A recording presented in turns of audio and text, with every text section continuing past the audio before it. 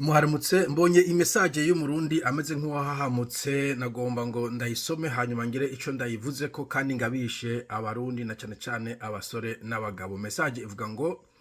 jewe nagize ikibazo c'umuntu yansavye ubugenzi kuri Facebook ampamagara apere video none uravye amavideo anyeretse ngo ntamuhaye amadolari 1000 ngo aca ayashira ku mbuga nyinshi zishoboka ntiworaba amavideo wibaze yanyambuye impuzu zose ibintu bimwe biteye isoni utoraba. S'il vous plaît aha narengewe singifite ico mvuga nimuronka akanya muramfasha ico ndi bukore kugira ngo noye kwambara ibara ivyo ntazi. Umva ko atavyazi yavuga ati ndamubaza igihugu arimo arakimbwira sinabikivuga hanyuma jewe namubwiye ibintu novuga bitandatu navuga nti ntihagire ni dolari rimwe umuha report to the police tukabwiye polisi tekana nayo naho yoyerekana uri gusa ce n'est pas la fin du monde hanyuma nti maybe lock your account for now donc I locking your account yiwe hanyuma kandi be careful next time hanyuma ica gatandatu ni iyo ni scam izwi ku isi you will be fine calm down. Okay, donc iyo scam nagenda yibabwire bayitango ni sextortion. Donc I mean that extortion ni vya bindi mafia iza iti utakoze iki turakwica cyangwa turakugira kiriya canke hari ico bita blackmail mu Congereza aho na kumevuga ngo utampaye ndabivuga abacyuka umugani w'ikirundi. Donc naka akamenya mukorera nko kukaze nk'akaroro ukibikaramu akamenya ko ibikaramu akabinuma mugagita kuvuga ati utampaye amajana 5 ndakubwira ndavuga ko w'ivyikaramu bakwirukane. Donc navyo tango ni sextortion donc ni extorsion ya sex no kuvuga n'abantu bari muri Nigeria peut-être no mu bindi bihugu bapoza nk'abakobwa rimwe bakarokita n'abakobwa mu bindi bihugu cyangwa muri gihugu nyine barimo bakagira umugenzi kuri Facebook canke ku ma dating website abantu muzoja kuri dating website be super careful harimo amascam menshi abantu dutanga kwikoresha internet ubu ntituzi ngene bigenda. Donc akaca akugira umugenzi canke mugahora kuri yo WhatsApp group canke iyindi ahandi hantu ushaka kugira ubugenzi mukaba boyfriend girlfriend canke kabari mu ntango gusa bike mu ntango bo babikora makibikira mu ntango kugira ngo bakora amafaranga kwiki baje kuwundi hanyuma agaca guhenda ngo reka twerekana ama video turi gusa. Bon turi abantu bakuze je ndakuze ivyo abantu barabikora ntavyo kuza murahishesha nabyo abantu byo kugona mutwara mu ntamatama kandi muri ko murabikora navyo sivyo barabikora abantu bakuze badafise abagore cyangwa badafise abagabo uje no sepa abantu barabikora. Bo ugaca wewe wambura impuzu bo avec AI kumbasha kuzi kwambura je no sepa mugabo ikasipose ko wewe waziyamburiye nyene canke bashiye kuronka amafoto yawe amavideo uri gusa agaca kubwira umke message y'amafoto akaca yafata ntumva we gihe muri ko muragira video arakuri coding aragufata amajwi urumva kumbure na AI bahigeze asho gufata nk'umutwe wawe agateranya n'igipande kiri gusa cyundi muntu birashoboka mugaco nayo kuvuga nuko hari n'abantu bayitangira ama video bari gusa canke amafoto ivyo birakogwa agaca fata ama video agaca kunwikira aturabona ama video narose abagenzi babo bose bo kuri Facebook kandi aragenda akaraba abagenzi babo kuri Facebook arakwereka amazina yabo bose babari mu bisanzwe avuga ati utandukiye amafaranga nca ndabahereza amafaranga shika umuri igihumbi c'amadolari amafaranga menshi bamwatse umugabo kumbe yakorera iminsi myinshi cyane akumbura ameza ngahe. But anyway donc iyo ita sextortion irazwi cyane gose irakoreshwa anacho tuma navuze ko icambere wokora ari ntubaha amafaranga. Okay kuko ico gihe uri kura feedinga ico kintu mbega ico gihumbi kibahaye bakafata utaduhaye ikindi turayerekana ucu bigenza gute kuko nubwo akibahaye ntabwo ayo video baguprobe ko bayazimije ushaka kukibaha bayati oh wa muntu aroroshe bakakora haze ukwezi ati yacage mu baduha caheze duha ikindi utagitoto donge bashobora kuba bagufashe miri buri gihe ukazuba ubaha amafaranga kubera iki amafoto ni digital bayafise ntushobora kuyabaka donc nawe ukibaha nta garanti ariko bayazimya et puis nabasuma naba escroc nta honnêteté bafise ntushobora kuvuga ngo bon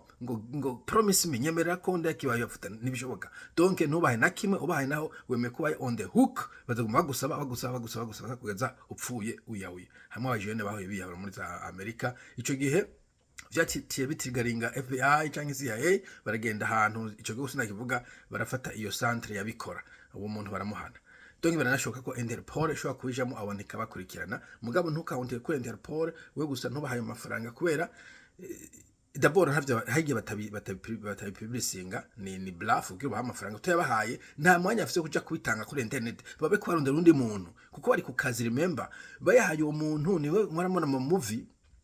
bavuga ati uyu muntu tumwishe ntiba bakiduha amafaranga yo bakoze kidnapping y'umuntu uduha amafaranga bavuga tumwishe umuntu afise valeur akiri muzima ntibamwica kugeza baronka amafaranga mbona iyo amafoto bashyize kuri ntuzeye we nta mafaranga bakigukuyemo so bayagumana kugira ngo bazotinde bakugondoza umunsi umwe ubaha amafaranga so ntubahe na rimwe ko izo mpamvu zibiri ntabwo zino ubwo yabako yafuta kandi ntayo berekana kwera nta mwanya afise kuyo kujya kuri social media kupostinga ku bantu benshi kubera iki baba bafise ibindi bintu baba ari abandi bantu baba bari ko bararondera biba amafaranga bari dosire donc baca bajya bubore donc ntumwe ni dollar imwe iyo ni rege number 1 rege number 2 gena kuri police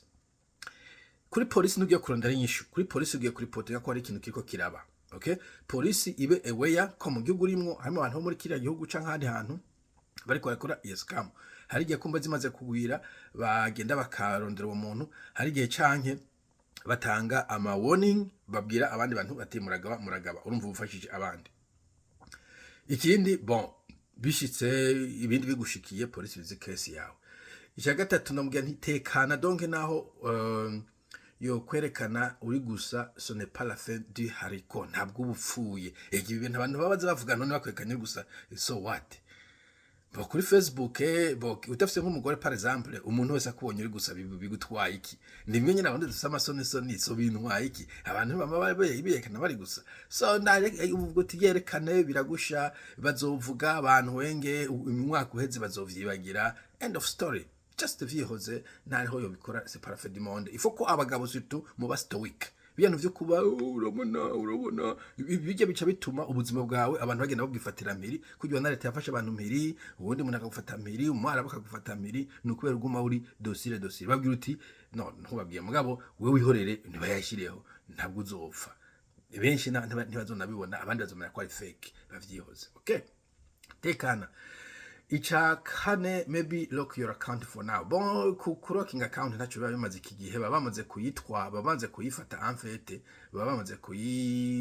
kuyicloninga babamaze gufata abagenzi amantuze yabo ama screenshot so ntacho bigufasha mugabo umwe wayirokinze kumbure nama video giye hanze batice kuraba uyu muntu ntibace babona ama relation yawe canka ukora n'ibintu nk'ivyo icya gatanu nashana gikomeye be careful next time mugere muba makine kabisa mukoresha internet mu gutanga information privé amazina ama credit card yo muva ivyo mukora ivyo bintu muze mwibara umuntu w'umustranger kiraza kumuha information nyinshi nubwo muwa mwakundanye gute kiraza gukura n'umustranger d'ailleurs umuntu arabona amaso ku yandi kiraza kumukunda okay umutima wawe ugira igitema tare niba ukeneye kurongora ugenda kuri internet mugabo umukuba tuzovugana kuri internet ntamukunda s'il vous plaît nzomukunda ariko ndamubonye okay ubanze umubone amaso mu yandi epi ukuna n'umuntu ari mu gihugu ca hariya na hariya ngo bizogende gute udafite n'amafaranga yo kuzojayo umva nk'ico gihe uri kuribesha mbo ariko bekefu ivyo kintu munacumvise sextortion kirakomeye cyane bari bamafaranga abantu benshi hanyuma icyanyuma iyo scam irazwe kwisi you will be fine calm down ntabwo ari se wa mbere bishikiye byabaye ni business izwi gose ugiye kuri internet ugoogling sextortion ninga sex hanyuma extortion uco kibona ko hari abantu benshi ari kanyinshi zimaze kuba hari nizabaye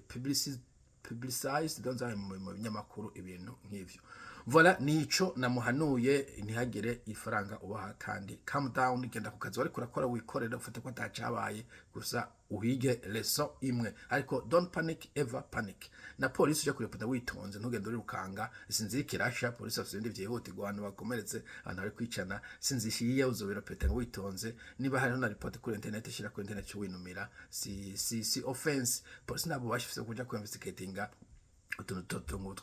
Voila. Voila, thank you very much, my brother. You are more than welcome, bro. I'm here to help. Murakoze cyane kumpumuriza ubundi bwo aha bampererekanye ari babiri baranyambika ubusa ku bintu ntazi banja igihumbi kugira ngo ntibanshire ngo kumugaragara ku bintu ubu ntazi na kimwe. Donc niba uri innocent hoho niba takintu na kimwe uzi ari byo baterateranije nta nivyo bazokwerekana ko barazi ko ari fake. Et puis vyihoze wegenda wikorere baratumenyereye ko baza bari babantu bibaza ngo turi injiji. Become genda ku kazi wiryamire wiruhukire, nothing will happen. Nta kimwe kizoba, okay? Ndakuremesheje nta na kimwe kizoba, uzozumbwira imbere nyuma y'ukwezi uzongonstate uzosanga atakintu cyabaye. Okay? Sawa, ugira umunsi mwiza. Bye bye.